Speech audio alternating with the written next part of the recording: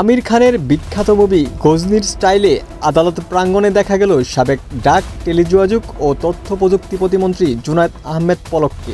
এমন একটি ভিডিও সামাজিক যোগাযোগ মাধ্যমে ছড়িয়ে পড়তেই তা নিয়ে রীতিমতো ট্রোল করছেন সোশ্যাল মিডিয়া ব্যবহারকারীরা। আগস্টের পর থেকেই বিভিন্ন সময় সামাজিক মাধ্যমে ভাইরাল হয়েছেন সাবেক এই প্রতিমন্ত্রী। ভাইরাল হওয়া সেই ভিডিওতে দেখা যায় একটি ব্যাগ হাতে আমির খানের গজনী লুকে পলক। সামাজিক মাধ্যমে জানিয়ে চলছে রীতিমতো হাস্যরস। শাম্মী নামের একজন ফেসবুকে লিখেছেন, পলক ভাই আইফোন 70 প্রো ম্যাক্স হয়ে গেছে। নাফিস নামের একজন তার হাতে হাত করা না দেখে অবাক হয়ে লিখেছেন, এরা কুখ্যাত আসামি, এদের হাতে হাত করা নেই কেন? সম্প্রতি তার আরও একটি ভিডিও সামাজিক যোগাযোগ মাধ্যমে ছড়িয়ে পড়ে।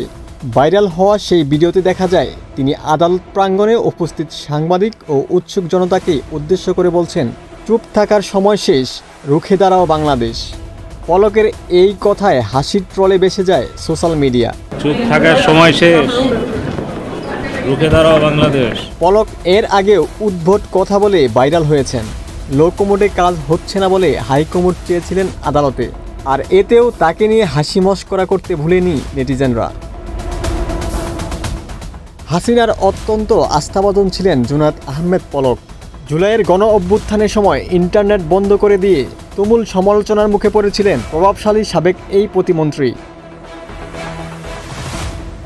এদিকে গতকাল সোমবার পলকের স্থাবর সম্পদ জব্দ ও 17টি ব্যাংক হিসাব অবরুদ্ধ করার আদেশ দিয়েছেন আদালত। গত 12 ডিসেম্বর জুনায়েদ আহমেদ ও তার স্ত্রী আরিফা জেসমিনের বিরুদ্ধে দুদক মামলা করে। মামলায় তাদের বিরুদ্ধে প্রায় 19 কোটি টাকার অবৈধ সম্পদ অর্জনের অভিযোগ আনা হয়। এর আগে গত 15 আগস্ট গ্রেপ্তার হন জুনায়েদ আহমেদ পলক।